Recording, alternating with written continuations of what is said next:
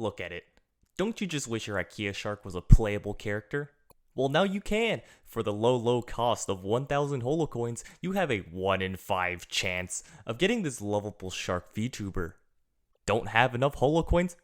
What do you mean you don't have enough holocoins? I mean, go invest now! That's 1,000 holocoins for the 1 in 5 chance of getting this shark VTuber. Buy now! Tax not included, duplicate VTubers will not be refunded. Side effects may include becoming a gambling addict and having no holocoins.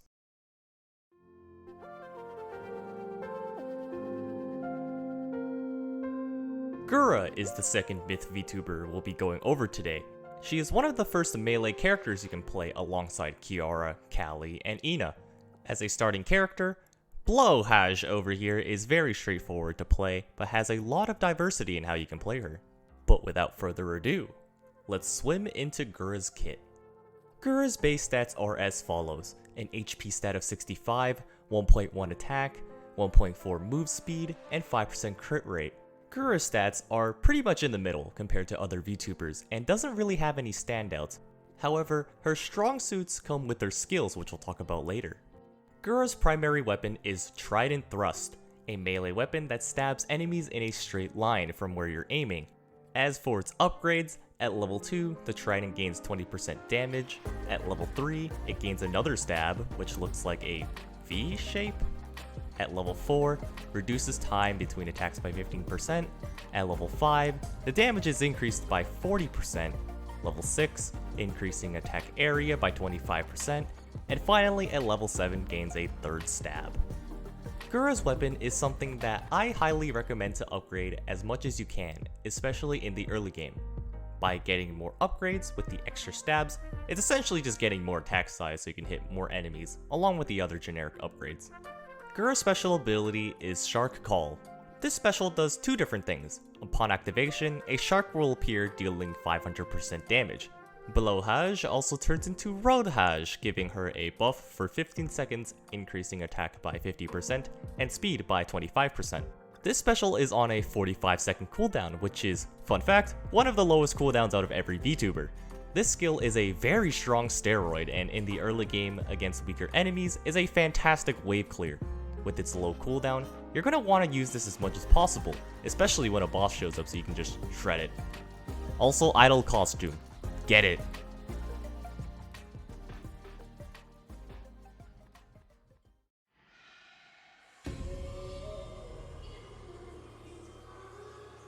Gura's first skill is short height. Get it because she's short. Okay, whatever. On upgrade, Gura gains a 15% chance to dodge any attack, and if she does, increases move speed by 30%. Every subsequent level increases the dodge chance and movement speed by 10%. After dodging, Gura also gains a 0.5 invulnerability frame, and this duration doesn't scale with levels. On upgrade of her second skill, Power of Atlantis, Gura summons a whirlpool on the field every 10 seconds, which will pull in enemies towards its center if they're caught in it. Any enemy that is caught in the whirlpool takes 30% damage every 0.5 seconds, and also takes 15% more damage as a universal debuff. The damage dealt from this skill will be increased by 10% every upgrade, and the debuff increases to 30% at level 2 and 50% at level 3. Something else to note here is that while not explicitly saying in the description, this skill actually summons one extra whirlpool at every level, so definitely something to keep in mind. Now, Gura's last skill is Shark Bite. On hit, Shark Bite gives you a 10% chance to place a bite mark on the enemies, denoted by the icon on the bottom. Up to 5 can be stacked on any enemy, and targets will take 6% more damage with each bite mark. Marked enemies also have a 20% chance to heal 1% of Gura's health when defeated. Each subsequent level increases the chance to place a stack by 5%, and the effect of each stack's debuff will increase by 3%. Therefore, at level 5, 5 bite marks on an enemy means that they'll be taking 45% more damage from the debuff. So as you can see, Gura has a lot of synergies with herself. Her kit mainly focuses on crowd controlling and debuffing the enemies, which makes groups a lot easier to kill. You may find that in a run, when enemies get caught in your whirlpool, that they might just get shredded into oblivion because of the amount of debuffs they have. As for items, Obviously, you should try and test for yourself what weapons and items you think are good on her. Everyone's going to have their own preference for what items they like, but here are just some of the options I found were great and fun on her. Now, let's address idol costume. Obviously, it's very strong on her, as the cooldown on her special is exceptionally low, and you can even get it to a sub 30-second cooldown if you have it at level 3, if my math serves me correctly. But some things that I really like on her are high hit count weapons, like Tear and Spider Cooking, which are very good options as you'll be able to proc and make use of her on hit debuffs much quicker. This aforementioned combo can also be built into the collab Broken Dreams for the same reason, which can just hit your entire screen. Or even beat L-Book and then later Whammy Water for Frozen Sea. And for a spicy option, Eldritch Horror. Now, this one can be fun as it can sometimes place itself on a whirlpool, causing a double suck.